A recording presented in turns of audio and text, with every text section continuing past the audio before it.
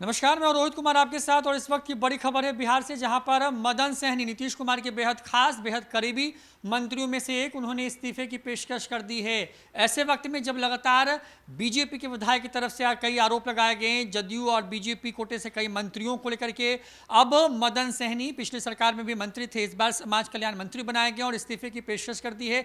वजह क्या कुछ है, बातचीत करेंगे। विवेकानंद हमारे साथ में है, क्योंकि मंत्री का इस्तीफा ये सामने आ रहा है कि वो उन्होंने इस्तीफे की बात कही है कि वो इस्तीफा देना चाहते हैं। वजह क्या है? देखिए, जून महीने में हम आपको पूरी बात पहले तो सबसे पहले खबर बताते हैं कि आखिर वजह क्या है। मंत्री मदन सहनी जो समाज कल्याण विभाग के मंत्री हैं, उन्होंने आज अचानक अपना आपा खो दिया है और कहा है कि हमारा कोई वैल्यू नहीं है।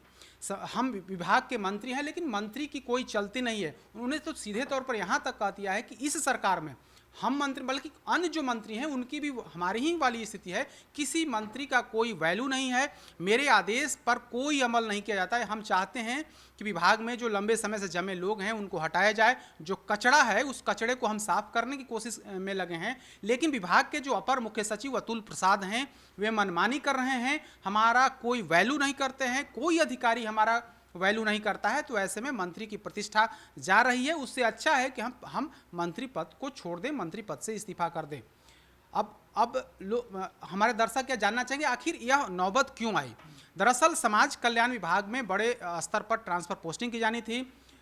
जून का महीना होता है, सभी विभागों में ट्रांसफर पोस्टिंग का काम होता है जून महीने में।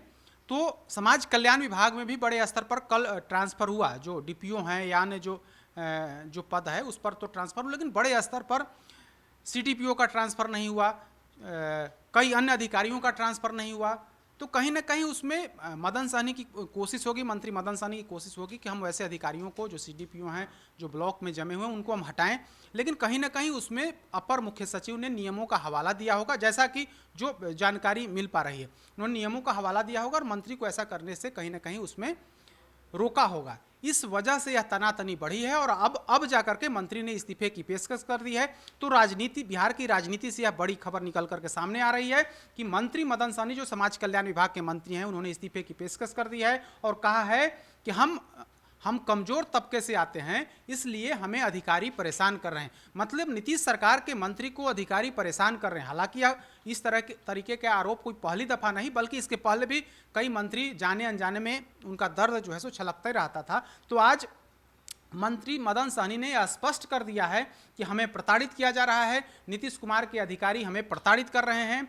मुख्यमंत्री का नाम तो उन्होंने नहीं लिया, लेकिन सीधे तौर पर उनका निशाना कहीं ना कहीं सरकार के मुखिया के नाते नीतीश कुमार पर था और कहा कि इस राज्य में मंत्रियों की कोई वजूद नहीं है, मंत्रियों के आदेश का कोई वैल्यू नहीं होता है, मंत्रियों के आदेश पर कोई अधिकारी अमल नहीं करता है। यानी कि मंत्रियों के आदेश की अवहेलना की जाती है। अफसरशाही इतना हावी है कि मंत्रियों की कोई पूछ नहीं रहती है, मंत्री कहीं कोई हस्तक्षेप नहीं कर सकता है। जो काम भी होता है अधिकारी की बदौलत ही होता है, मंत्रियों का कोई वजूद, कोई वैल्यू नहीं दिया जाता है। मदन सहनी कोई छोटा नाम नहीं है बिहार की राजनीति में, खासकर नीतीश कुमार की पार्टी में। जदयू में तो कम से कम एक बड़ा नाम है, जिस समाज से आते हैं उनका बड़ा वोट बैंक है नीतीश कुमार के साथ में। और पिछले बार भी मंत्री थे, इस बार भी बाद में मंत्री बनाए गए, और अब जाकर के इस तरीके से कहना कितना बड़ा सेटबैक है नीतीश कुमार के लिए। देखिए, पिछले सरकार में, मतलब नीतीश कुमार के पिछले कार्यकाल में वे खाद्य आपूर्ति मंत्री थे और इस बार उन्हें समाज कल्याण विभाग का मंत्री बनाया गया है। सहनी समाज से वे आते हैं और उत्तर बिहार से,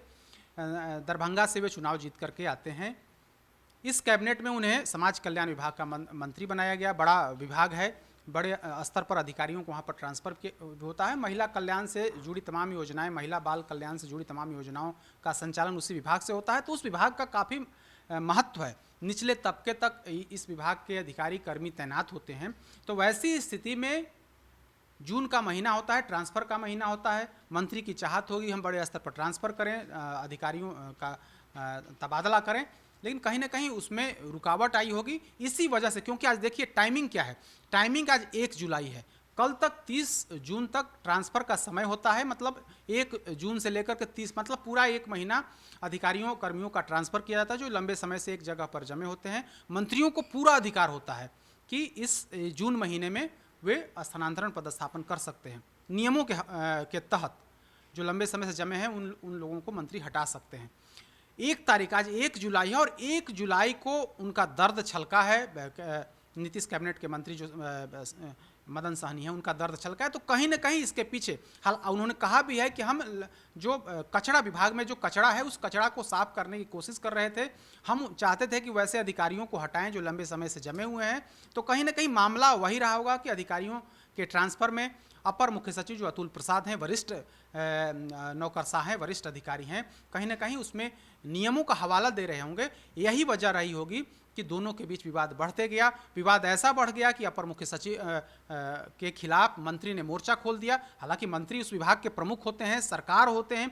इसके बाद भी उनकी यही स्थिति है, तो समझा जा सकता है कि बिहार में सुशासन की सरकार है। तो वैसी स्थिति में मंत्री की क्या हैसियत रह गई है कि एक अपर मुख्य सचिव के खिलाफ मंत्री को मोर्चा खोलना पड़ रहा है, मीडिया में सामने आकर के बयान देना पड़ रहा है। तो निश्चित तौर पर बिहार में सुशासन की सरकार पर एक गहरा तमाचा है बिहार की राजनीति में। हालांकि इसके पहले भी आप देखिए, अफजल अमानुल्लाह की पत्नी जो उसमें परवीन अमानुल्लाह इसी विभाग की मंत्री थी, नीतीश कैबिनेट में इसी विभाग की मंत्री थी, और उन्हें भी पद छोड़ना पड़ा था। हालांकि इसके पीछे की और दूसरी भी वजह थी, लेकिन उन्होंने भी कहीं ना कहीं विभाग में जिस तरीके से अफसरशाही हावी है, नीतीश कुमार की सरकार में जिस तरीके से अफसरशाही हावी है, उससे परेशान होकर के उन्होंने इस्तीफे की पेशकश कर दी और इस्तीफा दे भी दिया था। और अब जाकर के उस विभाग के दूसरे जो ऐसे मंत्री हैं, उन्होंने कह दिया है कि हम इस्तीफा देंगे क्योंकि हमारा कोई फैसला मान्य नहीं होता है, हम कोई निर्णय लेना चाहते हैं लेकिन कहीं ना कहीं उसमें अपर मुख्य सचिव बाधक बन रहे हैं। तो ऐसी स्थिति में हमें मंत्री बनने का कोई औचित्य नहीं है। तो अब तक विपक्ष यह आरोप लगाते रहा था, अब तो सत्ता पक्ष नहीं बल्कि सरकार कहिए, सरकार के एक मंत्री जो हैं इस तरीके के आरोप लगा रहे हैं कि बिहार में अफसरशाही है, बिहार में हम तबादला करना चाहते थे लेकिन तबादला अपर मुख्य सचिव की वजह से हो नहीं पाया। तो बिहार की राजनीति तबादला को लेकर के खास करके आज सुबह से ही गर्म है। पहले बीजेपी के एक वरिष्ठ जो विधायक हैं, उन्होंने सीधे तौर पर मंत्री पर आरोप लगा दिया, कई मंत्रियों पर आरोप लगाया कि जून महीने में करोड़ों रुपए का वारा न्यारा किया गया है स्थानांतरण और पदस्थापन में। और अब जो है मंत्री सामने आकर के कहते हैं कि यहाँ पर बड़ी अपर मुख्य सचिव जो अधिकारी हैं वे हमारा विभाग में हमारा कोई फैसला को मान्य नहीं कर रहे हैं, हमारी कोई बात नहीं सुन रहे हैं। तो निश्चित तौर पर कहीं ना कहीं नीतीश कुमार की सरकार बैकफुट पर है। बिल्कुल। तो समाज कल्याण विभाग विवादों में रहने वाला एक विभाग है। पहले भी मंत्री ने इस्तीफा दिया था, एक बार फिर से मदन सहनी नीतीश कुमार के बेहद खास सैनी समाज से आते हैं, बड़ा चेहरा है पार्टी के अंदर में। पिछली सरकार में भी कैबिनेट में मंत्री थे, इस बार भी मंत्री बनाए गए और नीतीश कुमार की ज़रूरत है मदन सहनी। लेकिन जब तबादले पोस्टिंग को लेकर के जिस तरीके से सुबह से सियासत चल रही है और जिस तरीके से एक मंत्री का दर्द सामने आया है, उसके बाद अब मंत्री ने इस्तीफे की पेशकश कर दी है। अब देखना होगा कि नीतीश कुमार या फिर जदयू किस तरीके से डैमेज कंट्रोल करने की कोशिश कर रही है, क्योंकि लगातार जो है सवाल उठ रहे हैं कि बिहार में नीतीश कुमार की जो सरकार है वहां पर सिर्फ अफसरों की चलती है, जो बड़े अधिकारी हैं उनकी चलती है, मंत्रियों की कोई वैल्यू नहीं है। और शायद यही वजह है कि मदन सहनी को आखिरकार इस्तीफे की पेशकश करनी पड़ी है। और अब इस पूरे मामले पर सियासत भी जबरदस्त तरीके से होगी, क्योंकि मंत्री का इस तरीके से अपनी ही सरकार के खिलाफ सामने आने से कहीं ना कहीं जो विपक्ष है उसको मौका मिल गया। फिलहाल इतना ही, देखते रहिए न्यूज़ फॉर नेशन। नमस्कार।